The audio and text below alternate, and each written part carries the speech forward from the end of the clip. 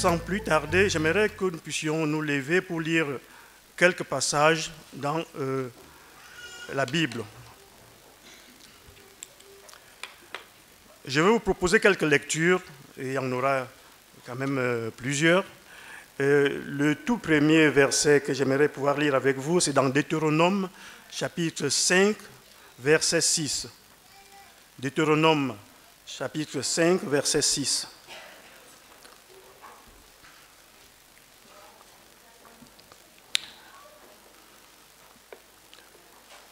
Je suis l'Éternel ton Dieu qui t'ai fait sortir du pays d'Égypte, de la maison de servitude. Tu n'auras point d'autre Dieu devant ma face. Au chapitre 6, verset 5, il dit ceci, tu aimeras l'Éternel ton Dieu de tout ton cœur, de toute ton âme et de toute ta force. Et ces commandements que je te donne aujourd'hui seront dans ton cœur. Lisons un peu plus loin dans le livre d'Ézéchiel, chapitre 14, verset 3. Fils de l'homme, ces gens-là portent dans leur cœur, ces gens-là portent leurs idoles dans leur cœur, et ils attachent les regards sur ce qui les fait tomber dans l'iniquité. Mais laisserai-je consulter par eux? C'est pourquoi parle-leur et dis-leur, ainsi parle le Seigneur l'Éternel.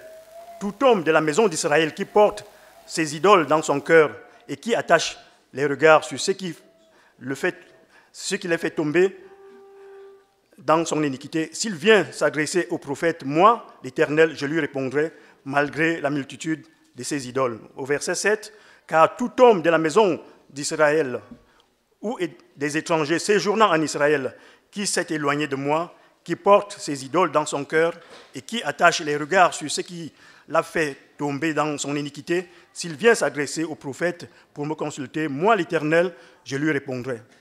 Et une dernière lecture, cette fois-ci dans le Nouveau Testament, 1 Corinthiens chapitre 10, versets 1 à 12.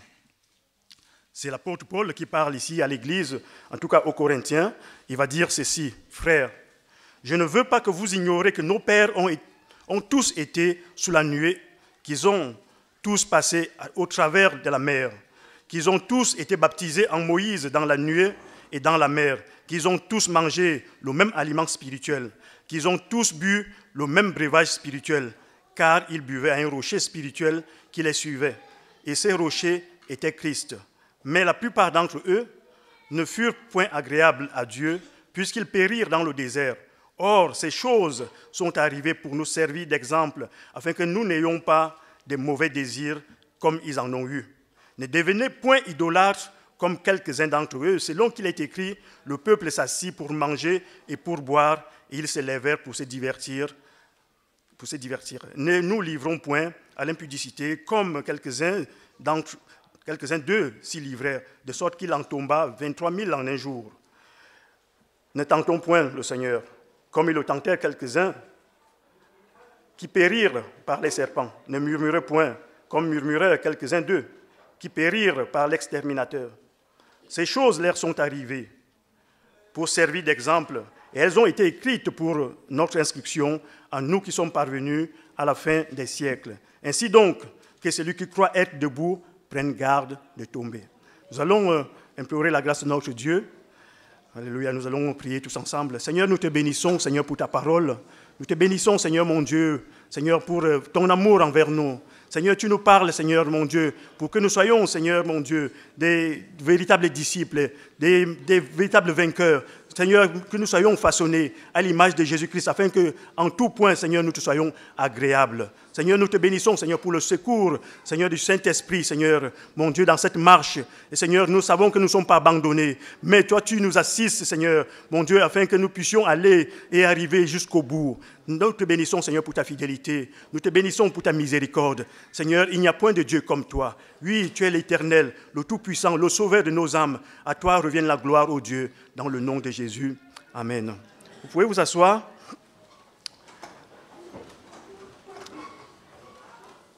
Au travers de ce verset, il y a un point que j'aimerais pouvoir ressortir et qui parcourt en fait toute la Bible, à savoir l'idolâtrie.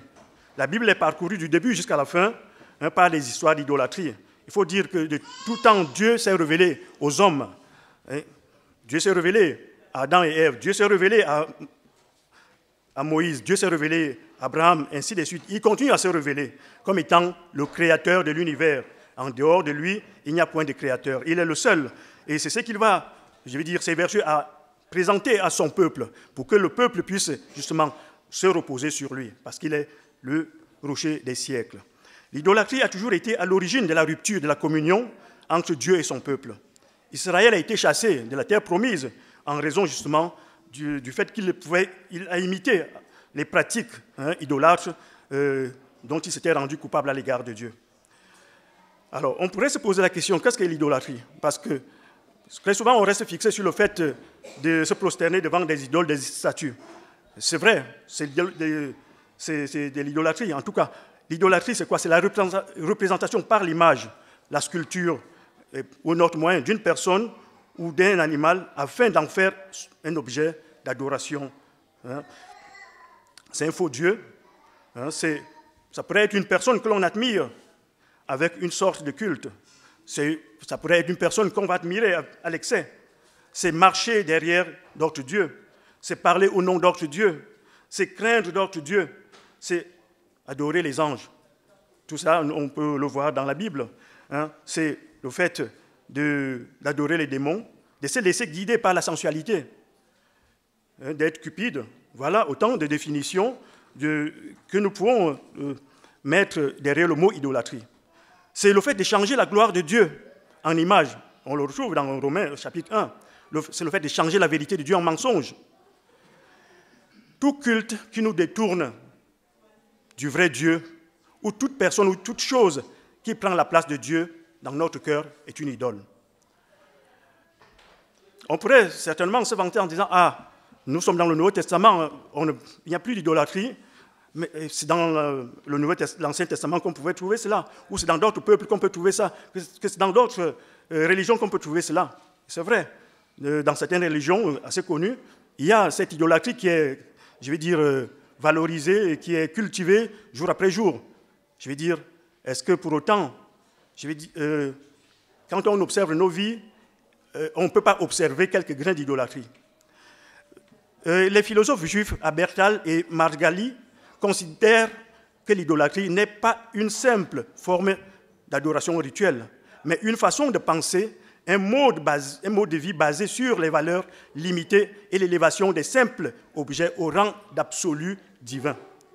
Pour comprendre cela, il faut voir comment la prédication de Paul à Athènes ou à Éphèse a apporté un changement radical dans la société, de sorte que cela a provoqué des troubles.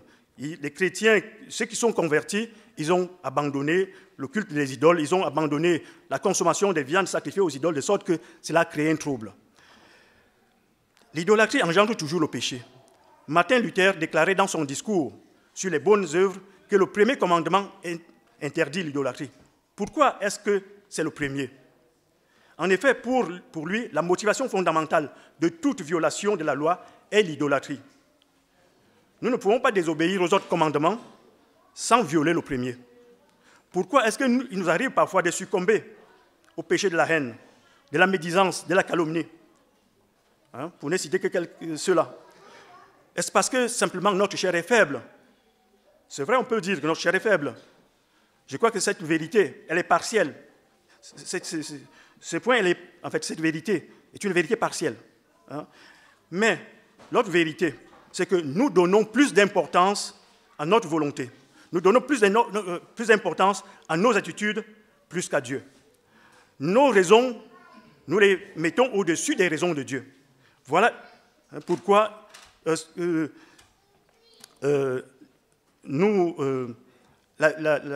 l'idolâtrie se trouve présente parfois dans nos vies. Comment Dieu voit-il l'idolâtrie? Quand on lit la Bible, on réalise que c'est d'abord une œuvre de la chair, selon Galates chapitre 5, au verset 19 à 20. C'est une contrefaçon de la vérité, selon Romains chapitre 1. C'est changer la vérité de Dieu en mensonge. C'est dévaloriser la personne de notre Dieu. C'est une abomination. Quand on lit Ézéchiel, chapitre 14, verset 6, Dieu interdit ces pratiques. Dieu nous interdit de nous prosterner, de servir ou d'adorer les faux dieux. L'idolâtrie témoigne du fait qu'on a oublié Dieu, de ce qu'on a abandonné Dieu, de ce qu'on s'est éloigné de Dieu, de ce qu'on hait Dieu. C'est même aussi la preuve qu'on ignore vraiment la personne de notre Dieu. C'est une provocation, c'est une manière vraiment de défier notre Dieu en nous adressant aux créatures plus qu'aux créateurs.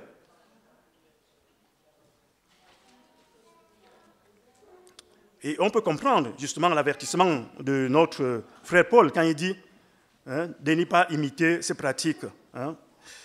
Cela leur est arrivé pour nous servir d'instruction. Parce qu'il est évident que ceux qui pratiquent l'idolâtrie n'entreront pas tous dans le royaume de Dieu. Il nous est demandé de fuir l'idolâtrie. Et l'apôtre Jean nous dit, petits enfants, gardez-vous des idoles. Gardez-vous des idoles. C'est important que nous puissions justement observer la pensée de Dieu et réaliser qui il est pour que notre foi repose essentiellement sur lui. Parce qu'en dehors de lui, il n'y a pas de véritable solution à nos problèmes. Il est plus facile, comme je l'ai dit, de voir l'idolâtrie dans l'Ancien Testament. Mais si on considère la définition telle qu'on nous l'avons donnée, c'est le fait de passer quelque chose avant Dieu, de donner plus de valeur qu'à Dieu. On pourrait nous examiner. Vous savez, et je pense que chacun a pu le faire ce matin, le miroir est une bonne chose. Et personne ne peut en douter. Je pense que la plupart d'entre nous sommes passés devant le miroir ce matin. Et je sais que souvent, quand on arrive, on fait un tour dans les toilettes pour se regarder. Est-ce que je suis vraiment correct Donc, mais qu'est-ce qu'on pense, justement, si on pouvait consulter le Saint-Esprit pour qu'il nous révèle les idoles qui dorment dans nos cœurs. Sonde-moi et dis-moi quelles idoles animent ma vie. À chacun de faire sa part. Il n'est pas question ici de dévoiler quelles sont les idoles qui peuvent, avoir encore cours dans nos vies. Je sais de quoi j'en parle. Pourquoi se regarde-t-on dans les toilettes? Pourquoi se regarde-t-on? Je crois qu'il est important que nous puissions nous poser des véritables questions. Vous savez, on ne peut arriver à guérir une maladie que si, préalablement, il y a eu un bon diagnostic.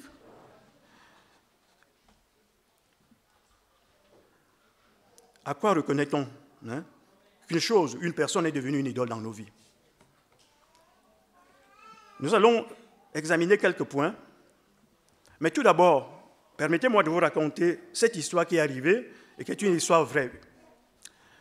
Une sœur était venue voir son pasteur en disant « Pasteur, je vais chanter. Pasteur, je vais chanter. » Et le pasteur, alors, avait-il oublié? Je n'en sais rien.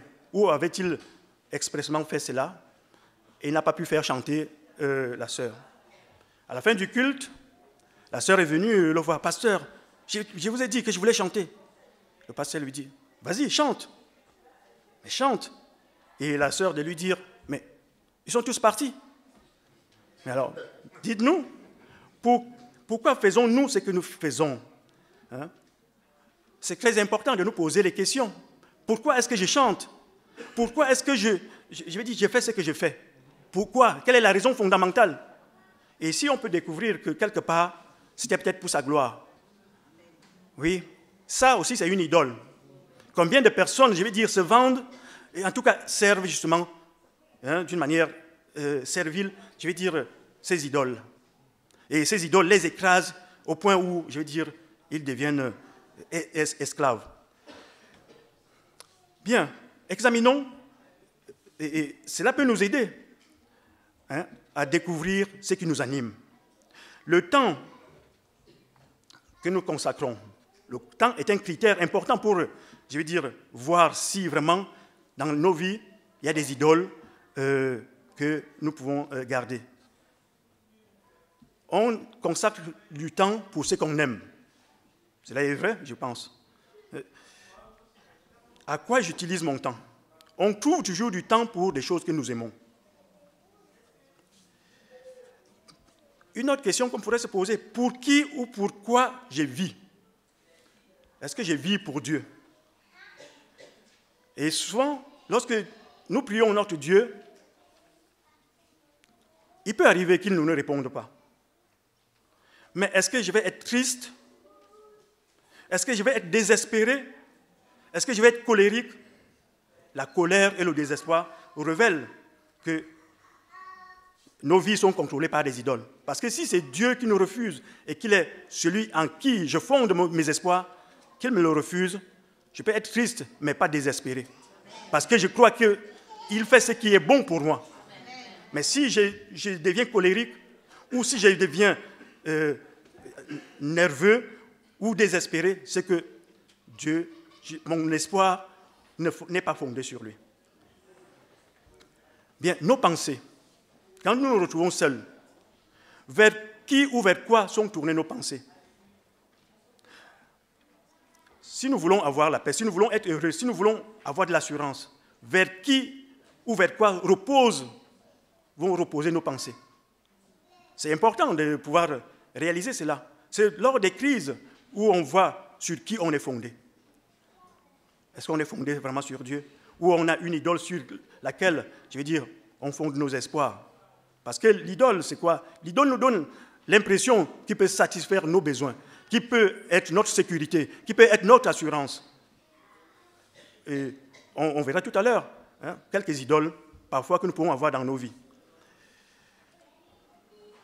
De qui ou de quoi dépendent mon assurance, ma paix, ma joie? Est-ce que c'est de Dieu? Ou c'est le fait d'avoir une belle voiture? Ou c'est le fait d'avoir une belle profession? Et c'est ça? Alors, si c'est ça, c'est que la profession est devenue mon idole. Notre argent, à quoi l'utilisons-nous souvent? Regardons nos factures et nous allons voir ce pourquoi nous dépensons le plus. On dépense sans limite et sans réserve pour les choses qui nous plaisent. Et pour nos idoles, bien entendu. Je vois des gens parfois, nous sommes dans le transport, on voit des gens quitter Marseille pour venir voir un concert parce qu'il y a leur idole qui va jouer. Ils dépensent sans calculer. Ils dépensent sans calculer. Et ils payent des places de concert à un prix, je vais dire que moi je ne payerai pas. Bien. Les émotions les plus affligeantes, comme la peur, comme la colère, révèlent ce à quoi nous sommes attachés. Parce que lorsque nos idoles sont menacées, alors on se met en colère. Lorsque nos idoles sont menacées, on a peur. Sur quoi repose notre vie, notre sécurité, notre assurance, notre joie? Posons-nous cette question. Autrement, de quoi avons-nous besoin pour nous sentir en paix? Est-ce d'une chose, est-ce d'une personne, ou c'est de Jésus? Le pasteur a parlé tout à l'heure de la joie et de la victoire. Est-ce que notre joie, elle repose sur Jésus? Ou c'est le fait peut-être, ce n'est pas une mauvaise chose d'avoir une femme, ce n'est pas une mauvaise chose d'avoir une voiture, mais ces choses peuvent devenir des idoles à partir du moment où ça prend la place de Dieu. Et il nous faut nous analyser pour que notre espoir, notre sécurité et notre salut ne reposent pas sur des choses ou sur des personnes autres que la personne de Jésus-Christ. Si Jésus ne suffit pas pour nous rendre heureux ou nous mettre en sécurité, ou pour être estimé même, il y a là certainement la présence d'une idole de laquelle nous attendons une satisfaction. Nommons quelques idoles. Je l'ai dit tout à l'heure, les bonnes choses ne sont pas mauvaises. Les bonnes choses peuvent être érigées en valeur absolue pour devenir des idoles. Quand on lit la Bible, on voit qu'à un moment donné de l'histoire, le peuple va pécher et Dieu va demander à Moïse de faire un serpent d'airain. Et celui qui le regardait avait la vie sauve. Sauf que plus tard, ce serpent d'airain est devenu une idole. De sorte que Ézéchias a été amené à l'anéantir. C'était une bonne chose. Mais au lieu que les hommes et les femmes puissent porter le regard sur la personne de Dieu, ils l'ont porté sur le serpent d'airain. En tout cas, ils ont fondé leur espoir et leur confiance sur le serpent d'airain. Et pourtant, c'est vers Dieu. Et je peux dire, peut-être sans me tromper, que la raison pour laquelle Dieu n'a pas permis que Moïse soit enterré au milieu des siens, c'est parce que, quelque part, ils allaient l'élever au rang d'idole. Il faut Dieu pour le vénérer. Dieu connaît nos cœurs. Parce qu'il y a dans l'homme cette tendance cette fâcheuse tendance à élever la créature au rang de Dieu. C'est ce que Paul écrit aux Romains. Ils ont adoré les créatures au lieu du Créateur. Regardons souvent dans nos vies, quand Dieu nous bénit, on reste, parfois on oublie Dieu, mais on est tellement attaché à notre bénédiction que parfois Dieu est mis de côté. Cela est-il vrai ou pas? Bien. Vraiment, nous devons veiller sur nos cœurs afin que nous ne puissions pas laisser Dieu de côté et que notre confiance ne puisse pas reposer sur les choses que Dieu nous donne, hein, ou sur autre personne. Le cœur humain est une usine qui fabrique les idoles. Les idoles nous bercent d'illusions et nous vendent du vent. Elles nous détournent du véritable Dieu et nous laissent dans une désillusion totale. Quelques idoles personnelles. Le profit. D'abord le moi. C'est une idole. Hein. Le profit, ce n'est pas une mauvaise chose, mais ça peut devenir une idole. La liberté, l'estime de soi, le service même dans l'église, ça peut devenir une idole. Ce n'est pas une mauvaise chose.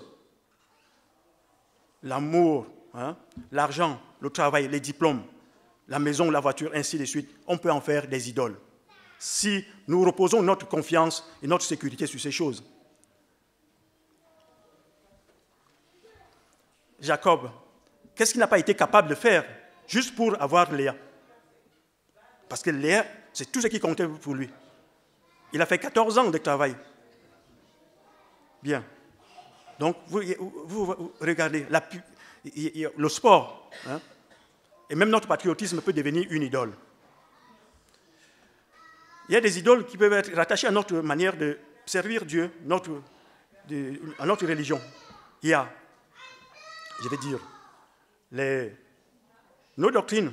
On peut mettre notre confiance plus dans nos doctrines qu'en Dieu lui-même. On peut en faire des faux dieux. Il y a un risque, hein, que, étant muni de la connaissance, on puisse dire que, en fait, on puisse avoir du mépris vis-à-vis de ceux qui n'ont pas cette connaissance des choses de Dieu. Hein, comme si c'est là qui nous sauve. Notre foi, je veux dire, notre salut repose uniquement sur Dieu et Dieu seul, et de sa grâce. Bien sûr, il faut manifester la foi. La Bible nous dit, nous sommes sauvés par grâce, par le moyen de la foi. Donc, il est évident que nous devons saisir la grâce de Dieu, hein, et nous l'approprier.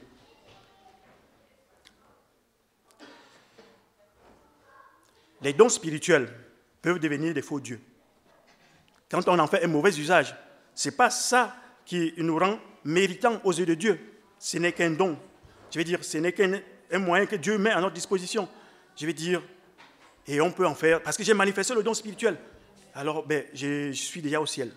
Mais attention, c'est très important que nous puissions, n'est pas fonder notre confiance. Et il est important que nous ne puissions pas faire reposer notre salut sur le don spirituel. Notre salut, notre sécurité repose uniquement sur la personne de Jésus-Christ. Ne nous berçons pas d'illusions. C'est vrai que quand on a de l'argent, souvent, hein, pour revenir, on pense que tiens, ça peut résoudre tous les problèmes. Est-ce qu'on ne voit pas cela dans le monde? Mais les gens ils pensent qu'avec l'argent, ils peuvent résoudre tous les problèmes. Mais c'est un faux Dieu qui nous donne l'illusion que, je vais dire, il va nous ouvrir toutes les portes. Mais est-ce que ça peut nous ouvrir la porte du ciel? Non. Il n'y a que Jésus qui peut nous ouvrir la porte du ciel. Le succès, même dans le ministère, tiens, Dieu agit au travers de moi. On peut le prendre comme un faux Dieu, hein? Comme un moyen pour mériter le salut, ou peut-être avoir une place auprès de Dieu. Hein? Comme j'ai fait ceci, moi je mérite, non. Mais tout dépend de la grâce de notre Dieu. Tout dépend de la grâce de notre Dieu. Alors, dans la Bible, il y a un personnage, hein, parce que quelque part, il faut que nous puissions arriver à nous identifier, ou au moins identifier parfois ce qui peut habiter dans nos cœurs, hein, mais cette fois-ci au travers de quelqu'un, un serviteur de Dieu. Nous allons l'appeler Jonas. Jonas, hein, c'est le modèle de l'idolâtre que nous pouvons être. Jonas, c'est un prophète nationaliste, hein, je veux dire patriote, et peut-être même à l'excès. Hein. Et il nous arrive parfois de montrer aussi, peut-être qu'on est des chrétiens, mais parfois à l'excès.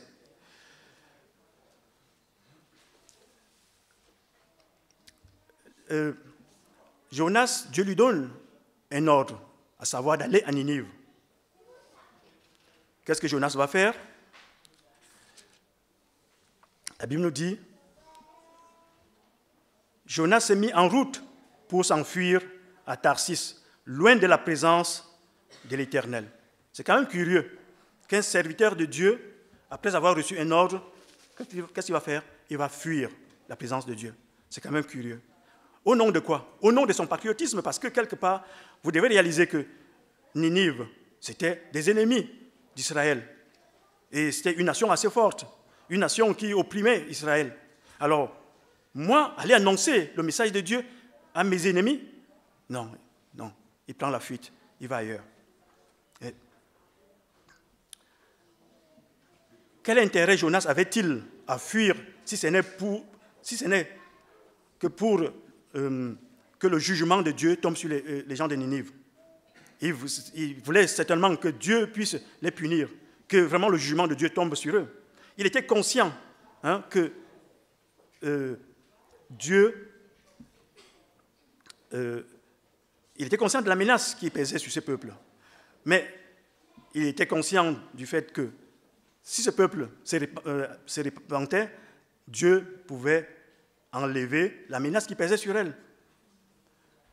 Priver son ennemi du moyen de grâce. C'est ce qu'il va dire. C'est ce que je voulais. C'est pour cela que je suis allé à Tarsis. C'est pour cela que je fus. Parce qu'après sa prédication, le peuple va se convertir. Mais lui, il ne voulait pas cela. Quand on ne porte pas un frère ou une sœur à cœur, on se refuse à voir les bonnes choses venir sur lui ou sur elle. Mais parfois, on s'attend à ce que vraiment le jugement de Dieu le frappe. Est-ce que cela n'est-il pas vrai? Mais ici, quelque part, Jonas nous rappelle ce que nous sommes, ce que nous faisons parfois. Au nom de quoi? Au nom d'une idole.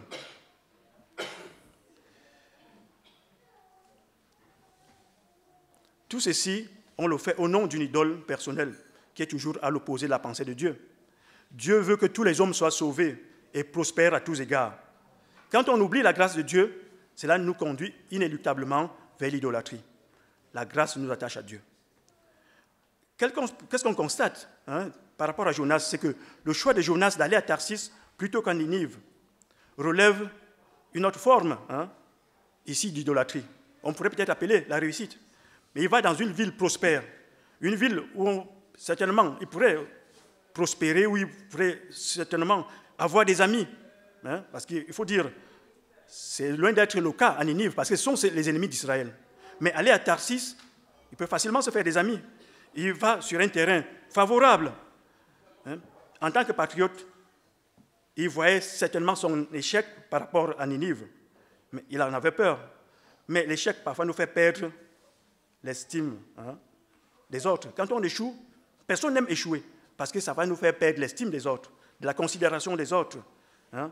Et en tout cas, comme pour dire, il était influençable. Notre succès ne dépend pas de notre professionnalisme, ni de notre éloquence, ni de la considération d'autrui, mais seulement de notre obéissance au Saint-Esprit. Il n'y a pas d'autre que considération d'apparence ou de goût. Non, c'est loin d'être je veux, ça me plaît, non. Mais c'est une question d'obéissance. Et c'est pour cela que je pense que Jean-Baptiste est celui qui a le plus réussi. Et Jésus va en faire l'éloge. Jésus va en faire l'éloge. Comme il le fait vis-à-vis du serviteur fidèle et bon. Il a certainement eu la tête coupée. Mais il y a un penchant naturel chez l'être humain à aller toujours vers un lieu confortable. Oui, un lieu confortable. Là où on est à l'aise, là où les gens sont agréables avec nous, là où les gens pensent parfois comme nous, pour nous suivre facilement. En matière d'évangélisation, ne vous arrive-t-il parfois d'aller vers une catégorie de personnes? Oui, je le dis parce que c'est des choses qui sont arrivées, que j'ai pu faire. Mais Dieu ne demande pas de faire des distinctions. Et parfois aussi, on peut constater que, même dans l'Église, il y a des gens qui ont tendance à aller vers les nouveaux convertis. Oui. Ou les personnes faibles. Cela peut être une bonne chose, mais on peut se poser la question, est-ce que cela ne cache-t-il pas parfois je veux dire, une idole dans nos vies. Peut-être une volonté de pouvoir, une soif de domination, un besoin de succès. Parce qu'on réussit plus facilement vers les plus faibles. Est-ce que ce n'est pas un désir d'estime? Est-ce que ne cachons-nous pas ces choses dans nos vies? Ce sont des idoles. L'idolâtrie n'est pas seulement un péché de la chair, selon Galates 5, mais c'est un péché contre l'esprit, puisque l'idolâtre, bien souvent, il peut être amené à avoir des contacts avec le mauvais esprit. Si nous nous asseyons habituellement avec des moqueurs, nous finirons par devenir des moqueurs. Si nous nous asseyons avec les idolâtres, nous finirons par devenir idolâtres. Paul ne voulait pas que les chrétiens de Corinthe soient en communion avec les idoles ou avec les démons. On sait que les mauvaises compagnies corrompent les bonnes mœurs. Les mauvaises compagnies corrompent les bonnes mœurs. L'attitude de Jonas nous donne par ailleurs de réaliser que son amour pour Israël passait avant tout, et ça passait au-dessus de l'obéissance à Dieu. À ce Dieu qui désirait le bonheur de Ninive. Les intérêts d'Israël passaient avant ceux des gens de Ninive, qui avaient pourtant besoin d'être sauvés. La nation d'Israël était devenue une idole pour Jonas. Il voulait défendre les intérêts de son pays. Jonas semble témoigner d'une autre forme d'idolâtrie, notamment en raison de sa foi. Parfois, notre moralité nous fait parfois mépriser les autres et croire que c'est sur la base de notre moralité que nous serons sauvés ou alors que nous serons récompensés. Cela est faux parce que si Dieu agit avec nous, ce n'est que sur la base de la grâce et rien d'autre. Merci.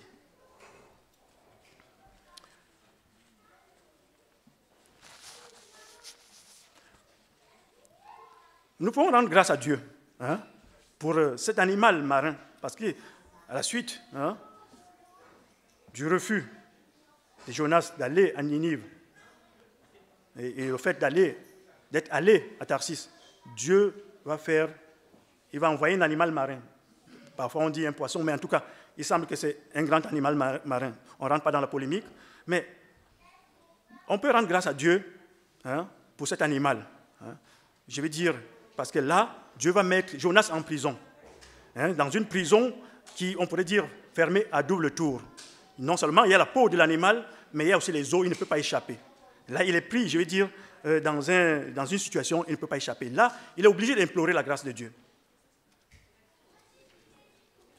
C'est plus facile d'implorer la grâce de Dieu pour nous que pour les autres. Mais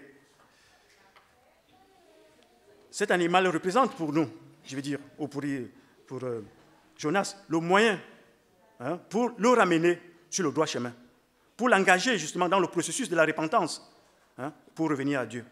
N'est-ce pas ce qui nous arrive parfois?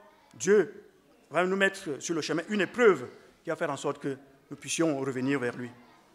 Dans cette prison, Jonas va réaliser deux choses. La grâce. Dieu va lui répondre, puisque lorsqu'il va s'adresser à Dieu, Dieu va lui répondre. On parle de faveur obtenue de la part de celui qui peut nous venir en aide. Tout est grâce, et ce que nous sommes et ce que nous avons est le fruit de la grâce de Dieu. La grâce nous place tous au même pied d'égalité, car personne n'est plus méritant devant Dieu. Personne ne peut acheter Dieu. Personne ne peut manipuler Dieu. Tous ont péché et sont privés de la gloire de Dieu, mais ils sont gratuitement justifiés par sa grâce, par le moyen de la rédemption qui est en Jésus-Christ. Romains chapitre 3, verset 23. C'est parce que Jonas a été gracié qu'il accepte d'aller, cette fois-ci, à Ninive, pour appeler le peuple à la repentance, afin que ce peuple puisse saisir la grâce de Dieu. Dieu va témoigner de sa grâce aux gens de Ninive, à la suite de leur repentance. C'est Dieu de grâce, qui veut que tous les hommes soient sauvés, je veux dire, va revenir, je veux dire, de sa menace, de sa colère vis-à-vis des gens de Ninive. Et la grâce de Dieu est pour tous, petits ou grands, bien portants ou malades, pauvres ou riches, en tout cas, la grâce de Dieu, elle est là pour chacun de nous. Jonas réalise autre chose, c'est que le salut vient de Dieu. Alors, tout cela, je veux dire, je vous invite à lire le livre de Jonas. C'est ce que Jonas va dire, le salut vient de l'Éternel.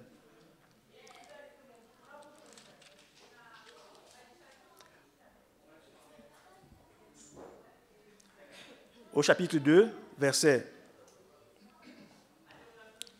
10, il dit ceci. Car c'est de l'Éternel que vient la délivrance. Oui, mais ce n'est pas simplement pour lui, mais il faut que cela soit aussi valable pour les autres. Et pourquoi le refuse-t-il pour les autres? C'est au nom de son idole, de ses idoles. Nous sommes certains d'une chose, c'est qu'à la sortie du ventre du grand mammifère marin, Jonas est différent. Au travers de cette épreuve, il en sort un peu différent. Pas qu'il ait complètement changé, puisqu'on va voir ressurgir quelques éléments encore de son idolâtrie. Il n'est plus orgueilleux. En fait, il a été humilié. Il semble avoir saisi certaines vérités divines. Dieu nous humilie au travers de certaines épreuves pour nous conduire sur le chemin de la vérité. Cela me fait penser justement à ces versets du psaume 139, verset 23, qui dit « Sonde-moi, ô Dieu, et connais mon cœur. Éprouve-moi et connais mes pensées. Regarde si je suis sur une mauvaise voie et conduis-moi sur la voie de l'éternité. » Mais par quel esprit Dieu le fait-il? Par son esprit, qui est l'esprit de la vérité. Laissons le Saint-Esprit nous sonder pour nous montrer justement ce qui ne va pas, afin que nous puissions corriger, afin que nous puissions marcher d'une manière qui plaise à Dieu. La conversion des gens de Ninive manifeste le succès et la réussite de Jonas. Oui, il a réussi et il y a des gens qui sont convertis. Sauf que ce n'est pas là où il attendait le succès. Parfois, on dessine comment notre succès va se dessiner, va être manifesté. Mais là, il va refuser parce que là où il y a des conversions, pour lui, à cause de son idole, c'est un échec. C'est un échec parce qu'un peuple, qui a été gracié par Dieu, encore vivant, mais il va être la cause de souffrance pour Israël. Il ne peut pas accepter cela. C'est pour cela qu'il est triste. Le succès, le véritable succès réside dans notre obéissance à Dieu. Peu importe, ce qui peut m'animer. C'est pour cela qu'en dehors du Seigneur Jésus, Jean-Baptiste incarne, une personne qui a réussi. L'idolâtrie déforme notre manière de penser. Jonas est devant un succès que beaucoup pourraient lui envier. Qui ne pourrait pas envier, qu'est-ce qui ne pourrait pas être content de réussir, de voir des gens se convertir. Mais sauf que là, Jonas, où il réussit, il considère cela comme un échec. Et il en souffre. Il se met en colère. C'est étrange de voir quelqu'un qui se met en colère devant une mission réussie. Il considère son succès comme un échec.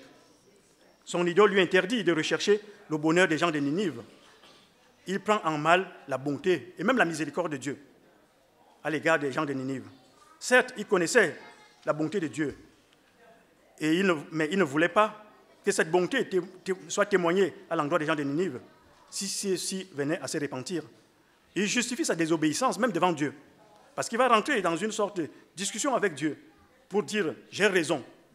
Même quand il va désirer mourir, Dieu va lui dire « mais pourquoi es-tu en colère ?» Mais il va dire, c'est comme s'il dit à Dieu, j'ai raison de me mettre en colère. Est-ce que cela ne nous arrive pas souvent? Il ne veut pas vivre à la pensée de les voir sauvés. On ne peut pas vivre sur la même terre. Parfois, on voit même dans l'église, non, avec lui, je ne peux pas vivre. Non. Il faut que l'un parte. Non, je ne peux pas. Est-ce que cela est vrai? Oui. Je ne peux pas vivre sur la même terre que la personne que j'ai. Ce qui est sûr, c'est qu'il se serait réjoui si Dieu faisait venir sur ce peuple son jugement. Cela me fait penser aussi aux disciples de Jésus-Christ, à savoir Jacques et Jean, qui vont vouloir faire descendre du ciel le feu pour consumer les Samaritains, tout simplement parce que ceux-ci avaient refusé de les recevoir. Quand on est déçu, quand on n'est pas satisfait, qu'est-ce qui nous arrive parfois de faire? Qu'est-ce qui nous anime? Ce qui nous anime témoigne justement des idoles qui habitent nos cœurs. Et Jésus va leur dire, il va leur dire ceci. Vous n'êtes pas animés. En fait, ils n'étaient pas animés de l'Esprit de Dieu. Je ne sais pas de quel esprit vous êtes animés. Ce n'était pas l'Esprit de Christ pour pouvoir faire cela. Ne sommes-nous pas parfois comme Jonas, comme Jacques et Jean, jaloux à l'idée de voir Dieu témoigner de sa bonté à l'égard de nos ennemis? Cette jalousie, elle est inspirée par l'idole à laquelle nous sommes parfois attachés.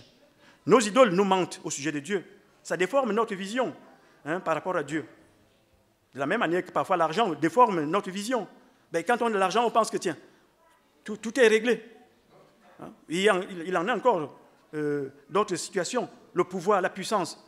Mais tout va bien.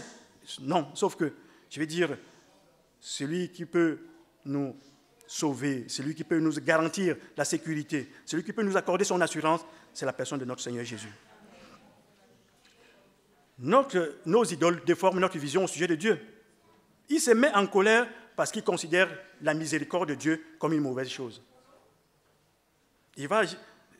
C'est pour cela que l'apôtre Paul dit, ça change la vérité de Dieu en mensonge. Mais il considère Dieu comme, je vais dire, sa bonté comme une mauvaise chose. Il veut prendre Dieu en otage pour lui faire faire ce que son idole lui dicte. Il s'agit là d'une sorte de manipulation. Et réalisons que Dieu est souverain.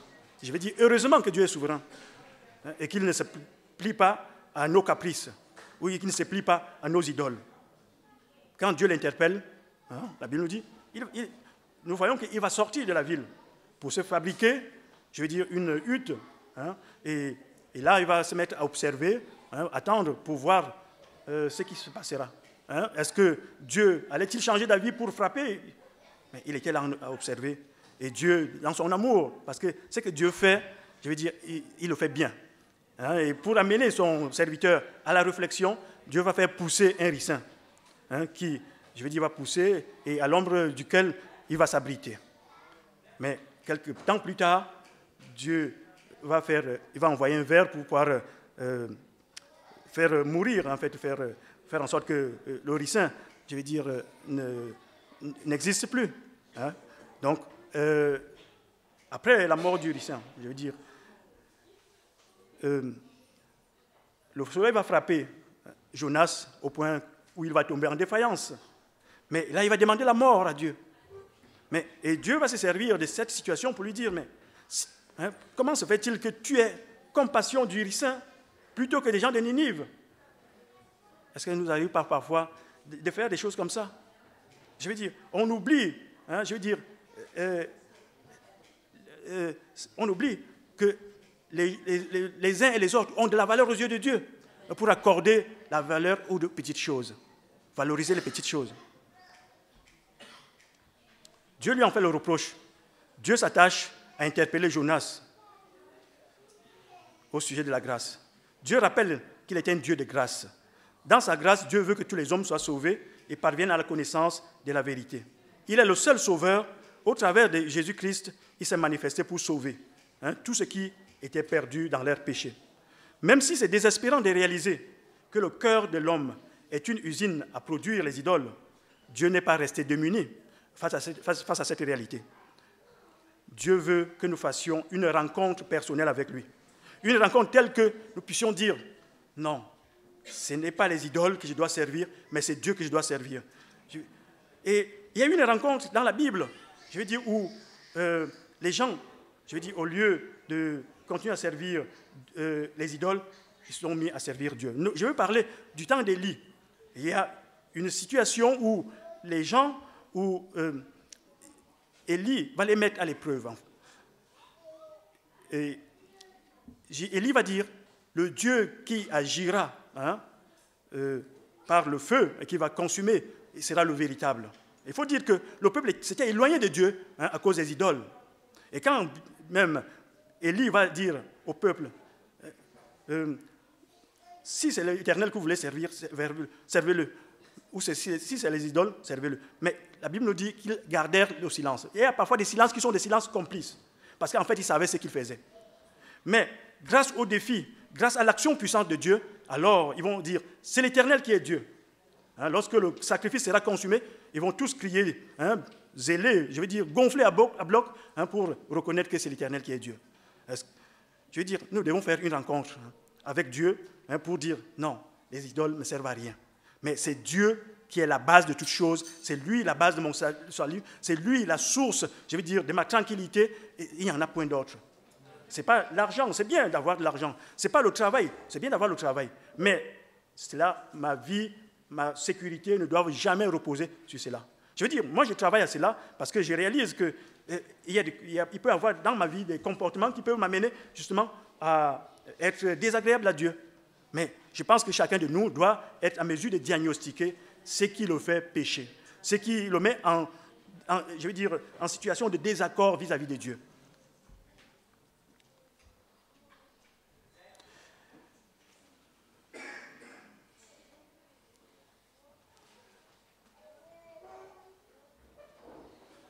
Nous avons une expérience dans la Bible, notamment l'expérience de Jacob.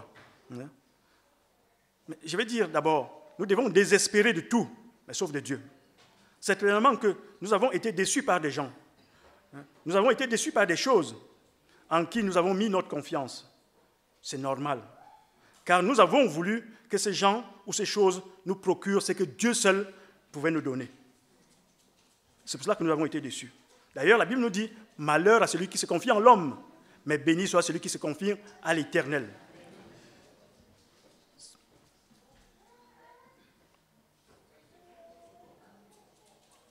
Nous pouvons faire comme Jacob. Dans cette rencontre, je ne te lâcherai point jusqu'à ce que tu m'aies béni. Je ne te lâcherai point. Cette parole de Jacob doit nous interpeller au plus haut point. Jacob, en effet, avait réalisé que Dieu était tout ce dont il avait besoin. Et sans lui, sa vie n'avait point de sens. C'est lui qui sauve. Et dans cette expérience de Jacob, Jacob ne se soucie pas de sa famille. Jacob ne se soucie pas de ses biens. Et pourtant, il en avait beaucoup.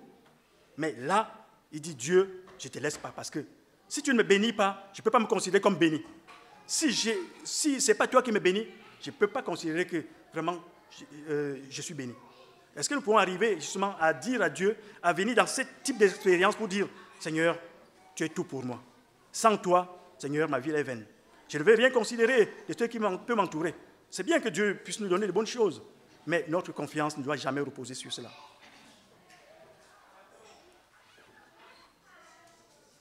C'est Dieu qui, en effet, sauve, qui communique la vraie joie, qui délivre le méchant, qui donne la véritable paix, la véritable vie.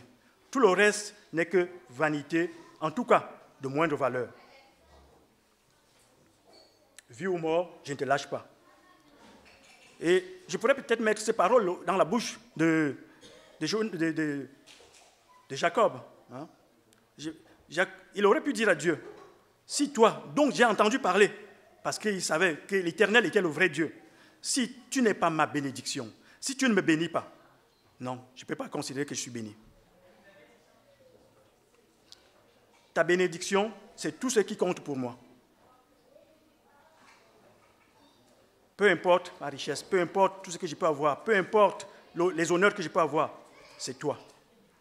C'est toi. Et il y a une chose que nous devons considérer comme importante, c'est la bénédiction de Dieu. Nous allons voir que dans cette épreuve, nous voyons que dans cette épreuve entre Jacob et Dieu, Dieu va le frapper de sorte qu'il va commencer à boiter, il va être affaibli. Mais Dieu déclare qu'il est vainqueur. Mais comment cela se fait-il qu'il soit vainqueur? Le vainqueur, c'est celui qui dépend de Dieu. Je crois que la véritable bénédiction dans nos vies, je vais dire, c'est lorsqu'on dépend de Dieu. C'est lorsqu'on dépend de Dieu. Quand on dépend de Dieu, je vais dire, il n'y a rien qui puisse nous résister. Il n'y a rien qui puisse être loin de notre portée. Il n'y a rien. Il n'y a rien. La véritable bénédiction, c'est lorsque Dieu brise notre force afin que nous puissions dépendre de lui. C'est salutaire que Dieu brise ce sur quoi nous comptons. Les idoles que nous pouvons avoir, il est important que Dieu puisse les briser afin que nous puissions apprendre à nous reposer que sur lui. Quelles sont les idoles qui nous animent et sur lesquelles nous reposons? Laissons Dieu, je veux dire, les briser. Ou en tout cas, détournons-nous de cela. Parce que la Bible nous dit de nous détourner, de les laisser en arrière pour nous tourner vers le Seigneur. L'histoire démontre que l'homme, dans sa puissance, a vite fait d'oublier Dieu. Quand on est prospère, on oublie facilement Dieu. Mais dans notre faiblesse, je veux dire, on a tendance à regarder vers Dieu. Hein, et on se montre humble, hein, pour nous attacher à Dieu. Mais c'est important. Et Paul dit, quand je suis faible, c'est alors que je suis fort. N'ayons pas peur de la faiblesse, parce que cela va nous amener à tourner nos regards vers le Seigneur qui va nous secourir. Ne dit-on pas, avec Dieu nous ferons des exploits. Avec Dieu nous ferons des exploits. C'est très important. 1 Corinthiens chapitre 8, verset 6. Néanmoins, pour nous, il n'y a qu'un seul Dieu. S'il y a une pensée que j'aimerais laisser dans vos cœurs, c'est celle-là. Il n'y a qu'un seul Dieu. Il n'y a qu'un seul Dieu. Le Père de qui viennent toutes choses. Donc, il est l'auteur de toute bénédiction. Il est l'auteur de tout ce dont je peux avoir besoin. Il n'y a qu'un seul Dieu. Il n'y en a pas d'autre. Mon travail ne peut pas être un Dieu. Je veux dire, un époux ou une épouse ne peut pas être un Dieu. Je veux dire, il n'y a qu'un seul Dieu. Que cette vérité soit enracinée dans nos cœurs. Il n'y a qu'un seul Dieu, de qui viennent toutes choses et pour qui nous sommes. Un seul Seigneur, Jésus-Christ, par qui sont toutes choses et par qui nous sommes. Dans l'économie du ciel, il n'y a qu'une monnaie qui accourt et qui gagne dans toutes les bourses.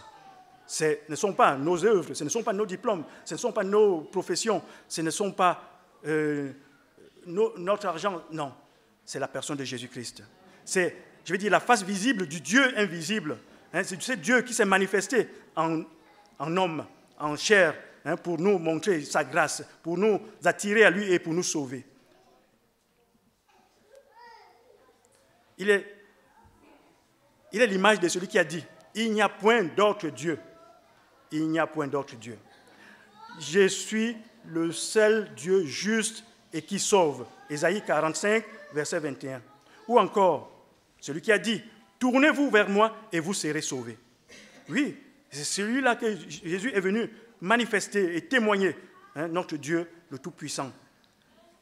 Tournez-vous vers moi et vous serez. Aucune idole ne nous sauvera. Et Dieu dit, c'est lui qui nous va nous sauver, c'est lui qui va nous fortifier, c'est lui qui peut nous consoler, c'est lui qui peut nous garantir tout ce dont nous pouvons avoir, y compris la paix. Il est notre paix. Nous sommes invités à porter nos regards vers Jésus-Christ, le chef et le consommateur de notre foi. Et la Bible dit, il amène notre foi à la perfection. Hébreux chapitre 12, verset 12. Il est le Dieu véritable, il est la vie éternelle. 1 Jean chapitre 5, et verset 20. Et il est dit dans 2 Corinthiens chapitre 3, verset 13, quand on contemple le Seigneur comme dans un miroir, on est transformé de gloire en gloire. On a chanté tout à l'heure « contempler ». J'apprécie ça. Quand on pose nos regards vers le Seigneur, c'est alors qu'on peut être transformé. Les disciples avaient été reconnus pour avoir été avec Jésus. Pourquoi? Parce ce qu'ils dégageaient. Mais la présence de Dieu, la présence de Jésus, les a façonnés. Mais si nous voulons être façonnés, si nous voulons être, transformés, nous devons tourner nos regards vers la personne de Jésus-Christ. Et c'est sa présence que nous devons rechercher. Il doit être l'objet de notre adoration. Notre piété personnelle doit reposer, sur la prière, sur la méditation, vraiment sur l'adoration. Tout converge pour nous indiquer la voie de sortie par rapport à l'idolâtrie, qui agit en nous comme une gangrène. Et tout réside dans le fait de se tourner vers le Seigneur, vers ce Dieu magnifique, hein, pour l'aimer de tout notre cœur, de toute notre âme, de toute notre force, comme Dieu le recommande dans Deutéronome.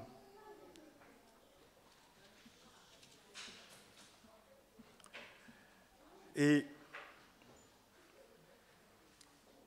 de l'adorer en esprit et en vérité. C'est le type justement d'adoration, le type de personnes que Dieu recherche, ceux qui l'adorent en vérité et en esprit.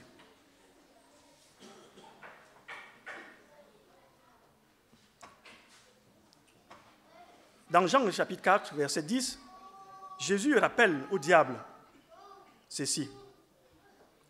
Il lui dit, retire-toi, car il est écrit, tu adoreras le Seigneur, ton Dieu, et tu le serviras lui seul. Lui seul. Lui seul. C'est aussi le conseil de l'ange à l'apôtre Jean dans Apocalypse, chapitre 19, verset 10, et au chapitre 22 et verset 9, il va dire « adore Dieu ». Parce qu'en fait, l'apôtre avait voulu se prosterner devant lui. Il dit « non, non, ce n'est pas moi, c'est vers Dieu ». Hein? Ce n'est pas devant les idoles, ce n'est pas devant un homme que nous sommes appelés à nous prosterner, c'est devant Dieu.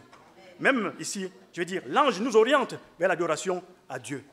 Jésus nous oriente vers l'adoration de Dieu. Est-ce que nous voulons vraiment nous tourner vers Dieu pour l'adorer, pour ce qu'il est? Il est le Dieu d'éternité, il est le créateur de toutes choses, il est le Dieu fidèle et bon, il est le Dieu de sainteté, il est celui qui guérit, il est celui qui console, il est celui qui protège, il est celui qui délivre, il est celui qui sauve. Est-ce que nous voulons nous tourner, je veux dire, pour glorifier Dieu pour ce qu'il est? Je crois que là se trouve le secret, parce qu'en le faisant, nous détournons de nos idoles.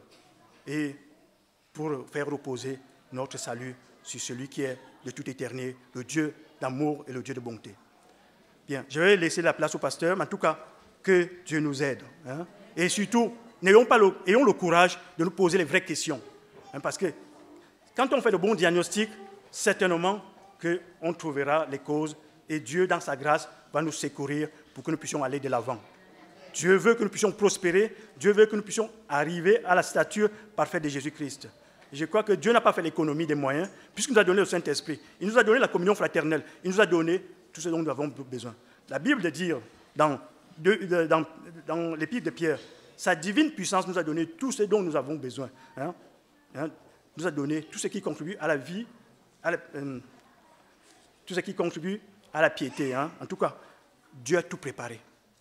Dieu a tout préparé. Est-ce que nous voulons justement nous collaborer avec lui pour que nous puissions vivre ces choses? Je vais laisser la place au pasteur.